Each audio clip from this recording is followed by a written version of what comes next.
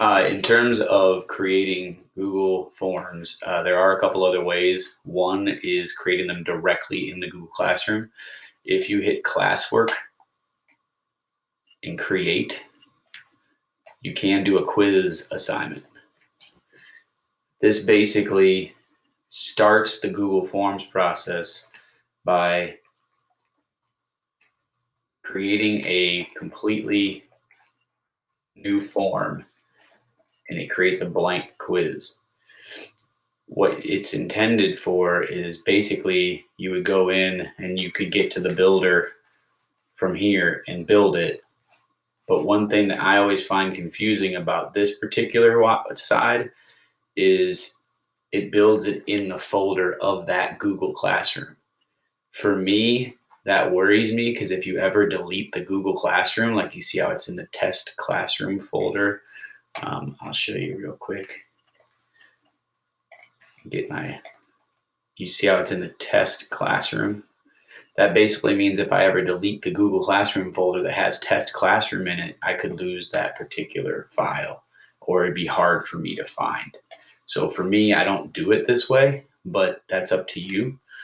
But you can build it by going to classwork and then creating the quiz. You still can do everything you normally would, but it's just a different way to get there. Second thing you can do, if you go to forms.google.com, if that's kind of where you want to be, you can create a form from a template. We've got different templates like exit tickets. If you do click that, just remember that once you do it from here and you start building that exit ticket, it could have some preset stuff here you might want to change.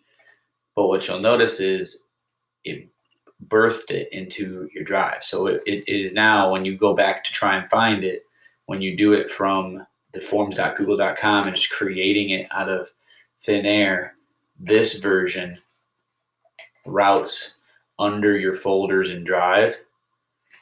If you build it directly in Google Classroom by going create quiz assignment, that one gets born into the classroom folder.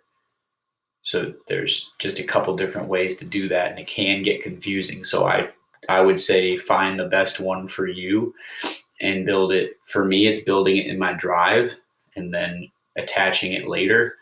For some, it's building it in their classroom and knowing that that thing that they created is in their classroom folder. And for others, it's fine to go to forms.google.com and just know that it drops it in your Drive. And then all you would have to do is move that exit ticket to a folder later.